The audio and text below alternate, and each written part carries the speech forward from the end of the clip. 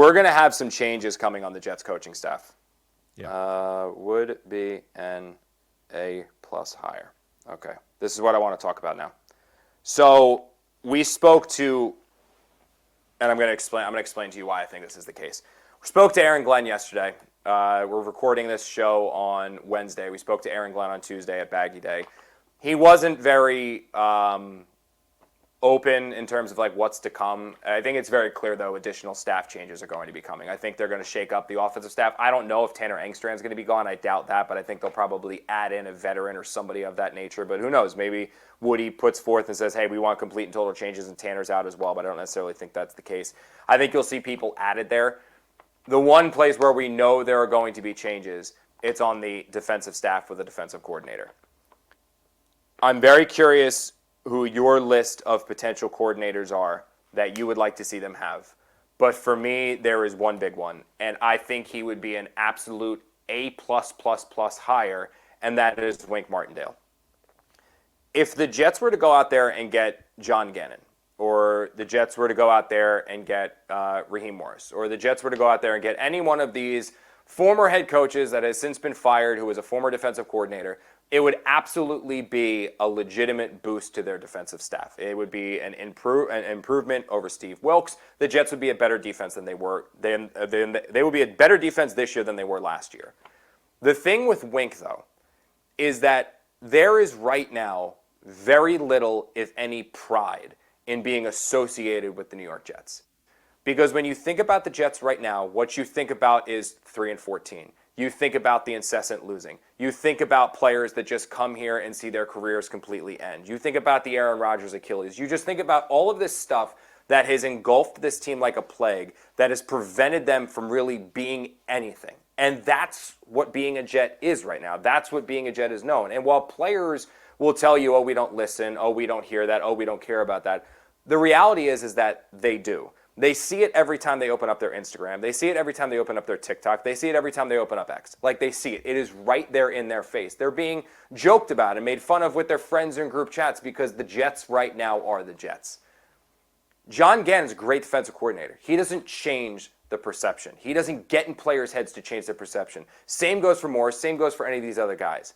Wink is a culture changer on the defensive side of the ball. He is the person that the moment that he steps foot into one Jets drive, he is looking at all of those defensive players in the meeting, and he is echoing very similar to what Aaron Glenn did at his introductory press conference, saying, we are the New York Jets, we are built for this you-know-what. He's saying, F the haters, F the non-believers. We are going to show up on Sunday, and we are going to kick you in your mouth, and we're going to keep kicking you, and we're going to drag you into the deep end, see if you can swim, and if not, we're going to laugh as you drown. Like, that's who Wink Martindale is. He is that kind of a personality. He is that kind of a coach. He is going to bring that mentality to his team.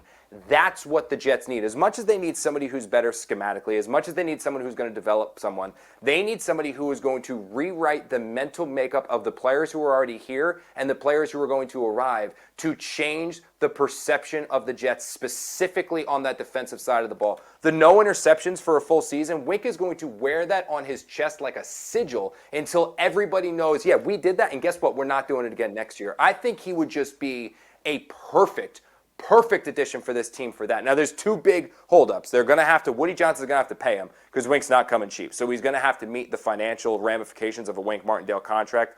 Also, the personality of Wink, we have to see how that's going to work with Aaron Glenn because, again, Aaron made the comments about Aaron Rodgers and not wanting to worry about if he's talking about him in the back of the room. Wink's not going to do that, but still, it's a personality mesh that needs to happen.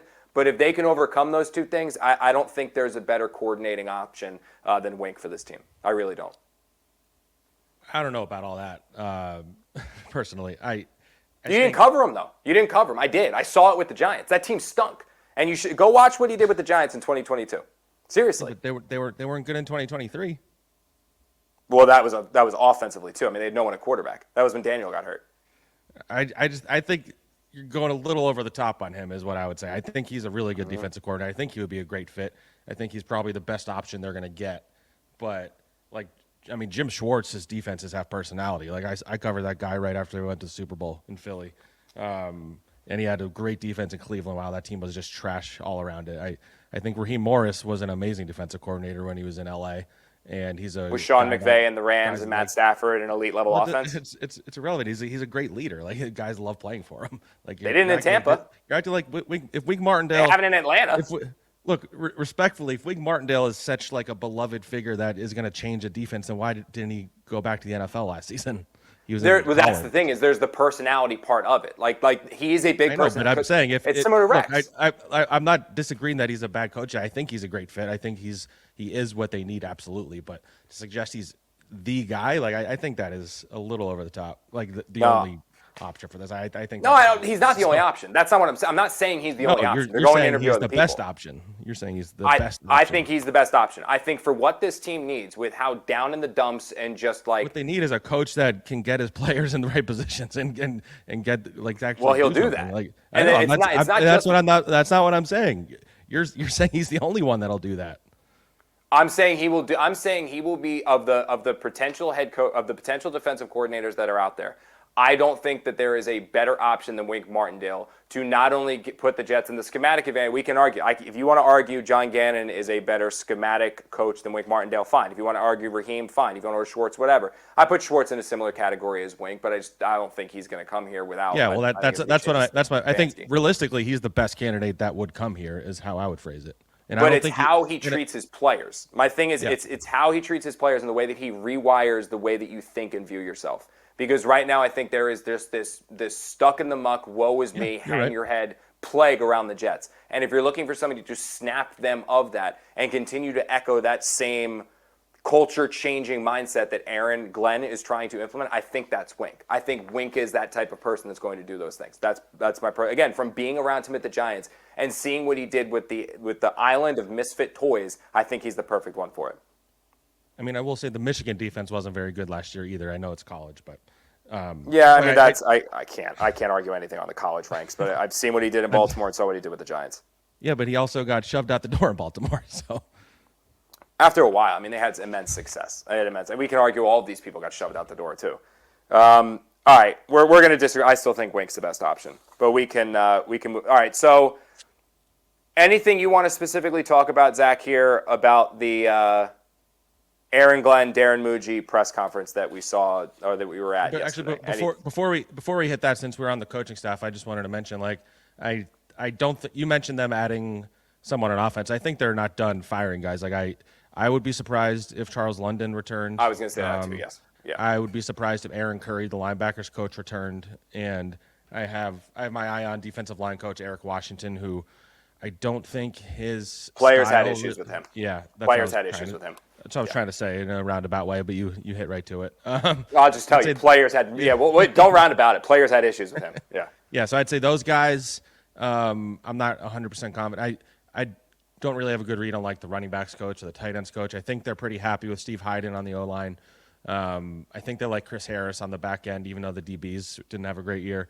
But I think there's going to be a pretty decent amount of changes, and you might see some additions on both sides of the ball in terms of veteran voices to bring in here. So keep an eye out. I think they're having meetings still. I'm sure Glenn knows to a degree what he's going to do, but we'll probably start hearing about that in the coming days and week or two, and then he'll start filling his staff out. And I'm curious to see what kind of staff he can get. If you get somebody like Wink, a lot of times a veteran defensive coordinator like that's going to want to bring his own people along. So I imagine he'd have some position coaches in mind. They're going to have to match with what Aaron Glenn wants to do as well. So that's something I might. QB coach is the most important one out of all those, though, obviously. And so completely I'm curious to see where they go with that. And it's a position that they've shuffled through some guys over the last decade as well. And it'd be nice to get a good quarterbacks coach in for whatever rookie quarterback they bring in, I would say. If you find one, I mean, the whole thing is you got to find one. But I agree with you. I think London. There's a good chance that the Jets move on from him. There's been little rumors and rumblings about Tanner Angstrand.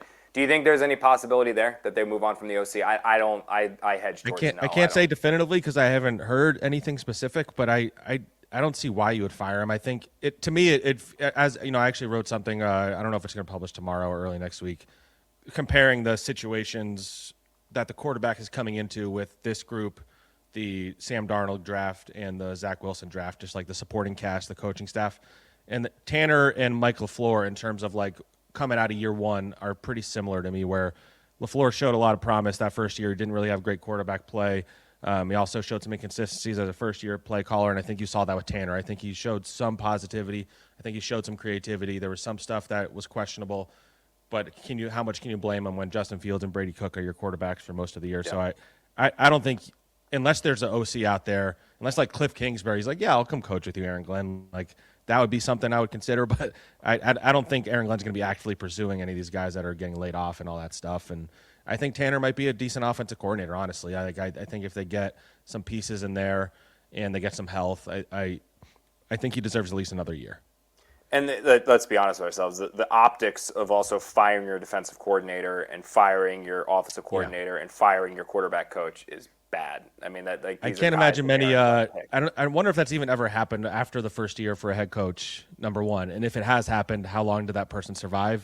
I can't imagine they did. So, yeah, that would be a really bad luck for a first-year coach to get rid of his coordinators after 1 year. Like you've seen, like the Eagles got rid of both coordinators 1 year, but they had already been to the Super Bowl when they did that. So, like you can't. It's hard to get away with that, I would say. It came close with Brian Dable. That was the closest I would think it came with Brian Dable after year 2 when Wink left, when he and Brian Dable had the big headbutting. Yeah, and Kafka was trying that to was leave, close. Right?